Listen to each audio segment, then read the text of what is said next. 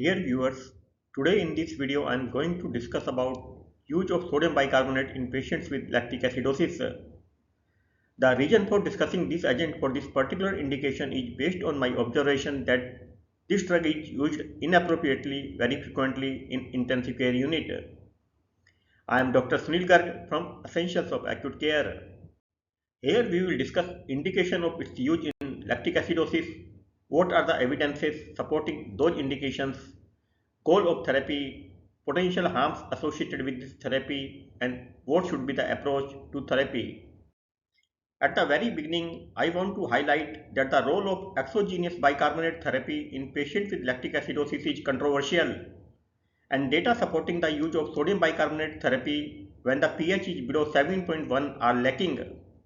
However, there are suggestions to use in such patients with pH less than 7.1 because it may treat or prevent the adverse clinical effects of acidemia, which can produce hemodynamic instability, and it includes reduced left ventricular contractility, arrhythmias, arterial vasodilation and venoconstriction, and impaired responsiveness to catecholamine vasopressor.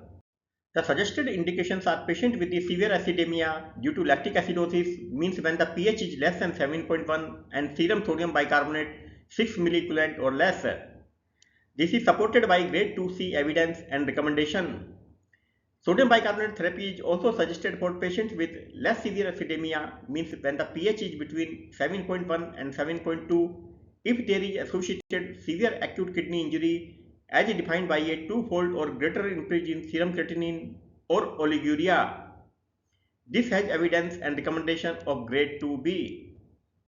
When using bicarbonate therapy in patients with severe acidemia, the goal is to raise arterial pH above 7.1 and to more than 7.3 if it is associated with severe acute kidney injury. But the most important goal of therapy for the patient is to target underlying disorder causing lactic acidosis. The potential harms associated with rapid infusion of sodium bicarbonate therapy includes increase in the partial pressure of the carbon dioxide if there is inadequate ventilation.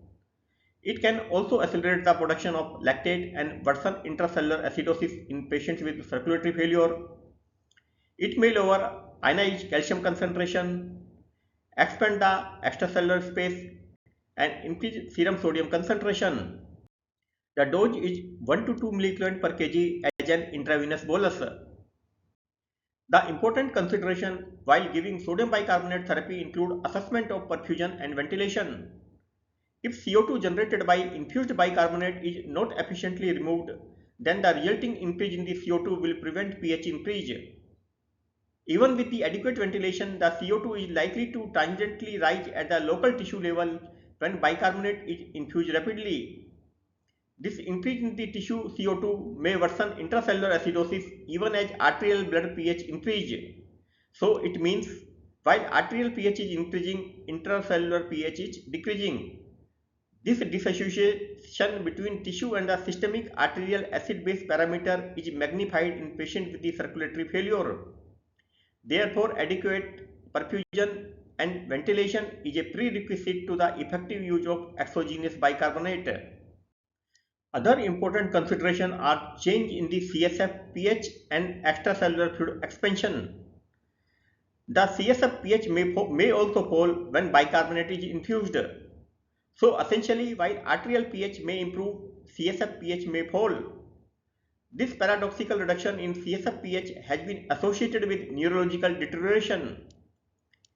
A 50 ml ampule containing 50 milliequivalent of the sodium bicarbonate, which is hypertonic solution of 8.4%, and it will raise the serum sodium concentration of a 70 kg person by approximately 1 milliequivalent per liter and expand the ECF volume by approximately 250 ml. So while you are administering only 50 ml, patient's extracellular fluid expansion occurs by 250 ml. Alternative to sodium bicarbonate therapy in severe lactic acidosis include trimethamine or tris-hydroxymethyl aminomethane, which is also known as THAM, carbicarb and dichloroacetate. But none of these alternatives to sodium bicarbonate has been proven to be more effective or safer despite certain theoretical advantage. So how to administer or what approach should be adopted while administering this therapy? If patient is critically ill with severe lactic acidosis, pH less than 7.1 and serum bicarbonate concentration 6 milliequivalent or less, first assure patient is adequately ventilated. This is a prerequisite to the effective use of exogenous bicarbonate in patient with lactic acidosis. In non-intubated patient, an appropriate ventilatory response to the metabolic acidosis should reduce the partial pressure of carbon dioxide to at least 15 mm and often to 10 to 12 mm. So if a patient has this much CO2, it means patient is adequately ventilated. Then administer an intravenous sodium bicarbonate bolus of 1 to 2 milliequivalent per kg body weight and measure serum electrolyte and blood pH 30 to 60 minutes later. Repeat dose of the sodium bicarbonate if pH is still less than 7.1. Measure ionized calcium and treat if it falls. If pH does not increase after several doses of sodium bicarbonate and all other appropriate therapeutic interventions have been undertaken, then further bicarbonate therapy should continue in the form of a near isotonic solution of sodium bicarbonate. For this, add 3 ampules of sodium bicarbonate 8.4% to a liter of dextrose 5%. Lastly, administer dialytic therapy in the treatment of otherwise refractory lactic acidosis as a continuous therapy. So, to summarize sodium bicarbonate therapy in severe lactic acidosis, remember there is no hard data to support this approach.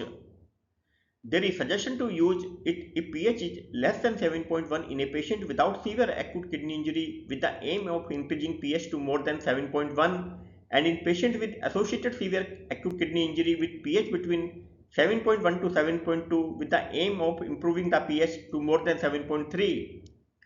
The aim is to prevent or treat hemodynamic consequences of severe lactic acidosis.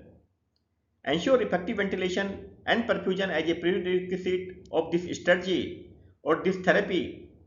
Here I finish. Thanks for watching this video. Please do not forget to subscribe to this channel and see you again with my next video on some very interesting topic. Till then, bye.